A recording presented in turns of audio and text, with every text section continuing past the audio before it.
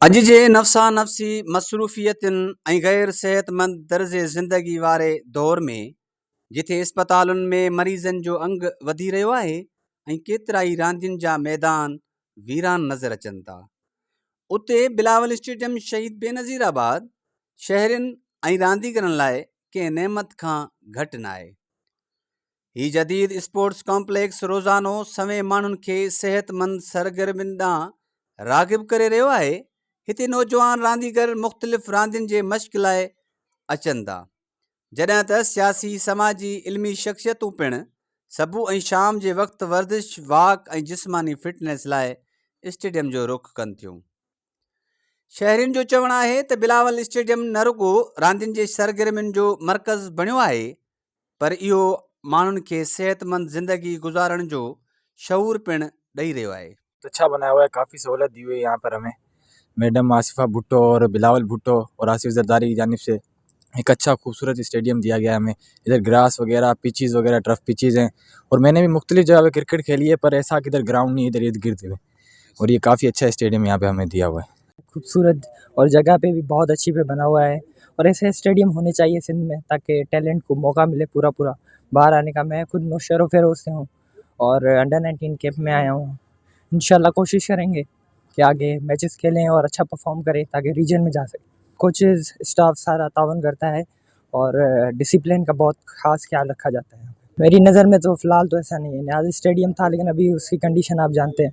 मेरे हिसाब से कराची के बाद दूसरा बहुत खूबसूरत जो है स्टेडियम नवाब शाह। बिल्कुल बहुत अच्छा माहौल है। ये स्टेडियम जिनका है पीपी वालों का, हम उनके शुक्रगुजार हैं कि उन्होंने ये स्टेडियम मुयस्सर किया है। इसीलिए हम रोज़ यहाँ आते हैं और बाकी जो यहाँ के आसपास के शहर हैं उनके भी, मतलब वहाँ के भी लड़के यहाँ आते हैं, सब मिलकर प्रैक्टिस वगैरह करते हैं। बहुत अच्छी बात है, खुश नसीबी इतना बड़ा स्टेडियम हमें मिला हुआ है, उसमें हम मतलब आपस में मिलकर सारे प्रैक्टिस वगैरह करते हैं। मतलब बहुत अच्छी बात है। बस जहाँ तक मौका मिला इंशाल्लाह अपनी पूरी कोशिश करेंगे। स्टेडियम में मौजूद जदीद सहूलतूं, बेहतरीन माहौल नौजवाननि खे मुस्बत सरगर्मियुनि ॾांहुं आणण में अहम किरदारु अदा करे रहिया आहिनि। मुक़ामी रांदीगरनि, सियासी ऐं समाजी अॻवाननि हिन स्टेडियम खे साराईंदे सिंध जो ॿियो बहितरीन स्टेडियम करार ॾिनो आहे। संदन ख़्यालु आहे त अहिड़ियूं आलमी मयार जूं सहूलतूं नौजवाननि जे सलाहियतुनि खे उजागर करण सां गॾु रांदियुनि जे मैदान में नवां मौक़िया पैदा करे रहियूं आहिनि। शहरियुनि मूजिबि बिलावल स्टेडियम शहीद बेनज़ीराबाद जे तरक़ी, जदीद सोच ऐं सेहतमंद मुआशिरे जी अकासी करे थो, जेको न सिर्फ़ रांदीगरनि पर हर उमिरि जे माण्हुनि लाइ हिकु बहितरीन तफ़रीह ऐं फिटनेस जो मर्कज़ तौरु साम्हूं आयो आहे।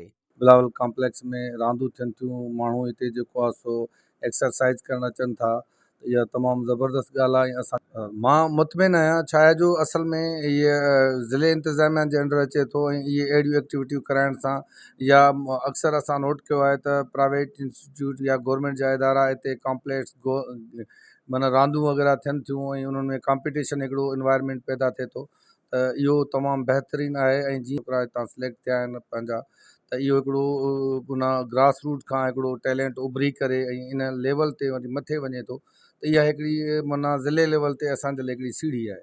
नवाबशाह जा 1 खां 2 3 जेतिरा बि रांदीगर हिकिड़ी इंटरनेशनल रांदीगर उतां थी उभरनि, पाकिस्तान क्रिकेट टीम जो हिसो बणिजनि, त इहा असांजी दिली ख्वाहिश हूंदी त नवाबशाह में इन स्पोर्ट्स कॉम्प्लेक्स के ज़रिए मथे टैलेंट मथे अचे। अच्छे अच्छे इवेंट्स होते हैं पीसीबी की तरफ से, और मतलब के दूसरे गवर्नमेंट के भी इवेंट्स होते हैं। अभी जैसे पिंक गेम होने वाले थे यहाँ पे, वो मतलब गर्मी की वजह से वो पोस्टपोन हो गए, पर ये है कि यहाँ पे एक अच्छा तोहफ़ा है हम लोगों के लिए, नवाबशाह वालों के लिए। यहाँ पे इंतज़ामिया भी हमसे ताउन करती है और यहाँ पे फैसिलिटीज़ अच्छी हैं। अगर आप देखें यहाँ से अगर हैदराबाद तक चले जाएँ या सिर्फ सक्खर तक चले जाएँ, तो इस तरह का इन्वायरमेंट या स्टेडियम जो है, ग्राउंड जो है, वो कहीं मौजूद नहीं है। अगर देखा जाए तो पवेलियन हमारा देखा जाए या दूसरा ग्राउंड की फैसिलिटीज़ देखी जाएँ, तो कराची के बाद ऐसा पवेलियन शायद यहाँ नवाबशाह में ही आपको मिलेगा और कहीं नहीं मिलेगा। इंतज़ामिया खे त असां तमामु जेको आहे वधीक साराहियूं था, त उन्हनि जा जेके इवेंट्स थिया आहिनि उहे तमामु बहितरीनु नमूने सां थिया आहिनि। ऐं नौजवाननि लाइ इहा आहे त नौजवान इन में नज़्म ज़ब्त पैदा थिए थो, लीडिंग पावर पैदा थिए थो, ऐं ज़हनी जेका सुकून उन्हनि खे मिले थो स्पोर्ट्स मां, छो त हीअ महांगाई जो दौरु आहे, काफ़ी सारा इशूज़ आहिनि, काफ़ी सारा मसइला आहिनि, पर हीअ जेका स्पोर्ट्स आहे इन में ज़हनी सुकून मिले थो ऐं वर्जिश बि थिए थी ऐं सलाहियतूं माण्हुनि जी वधनि थियूं, जीअं उनजो लीडिंग पावर आहे, नज़्म ज़ब्त आहे, टीम वर्क आहे, इन सां इंसान जी पंहिंजी ग्रोथ बि थिए थी नौजवाननि लाइ। स्पोर्ट्स जेको आहे कम्पलेक्स में ऐं बिलाल स्टेडियम नवाबशाह में काफ़ी हूअं बि रांदियूं थियनि थियूं, राति जो टूर्नामेंट थियनि थियूं, रमज़ान जे महीने में थियनि थियूं, ऐं स्पोर्ट्स सां ई जेको आहे असांखे काफ़ी फ़ाइदा थियनि था। नौजवान जेके आहिनि लिकियल जेको टैलेंट आहे उहो ज़ाहिर थिए थो। कुन कुछ में असां वटि अहिड़ा भला भला रांदीगर आहिनि जिन खे अॼु ताईं कंहिं ॾिठो बि कोन्हे, उन्हनि खे मौक़ो बि कोन मिलियो आहे। जेकॾहिं उन्हनि खे अहिड़ी जेको आहे अपॉर्चुनिटी मिले ऐं उन्हनि खे आंदो वञे त इनशाला असांजे इन नवाबशाह जेको शहीद बेनज़ीर आबाद आहे इन जे अंदरि काफ़ी अहिड़ा सुठा सुठा रांदीगर आहिनि जेके नमूदार थींदा, उहे अॻिते हली करे इंटरनेशनल लेवल ते बि खेॾी सघनि था ऐं मुल्क जो नालो रोशन करे सघनि था। हीउ स्टेडियम यकीनन शहीद बेनज़ीर आबाद वासियुनि लाइ हिकु क़ीमती असासो ऐं फ़ख्र जो बाइस बणिजी चुको आहे। कैमरामैन टीम सां गॾु गुलरहमान जलबाणी, WTN न्यूज़, नवाबशाह।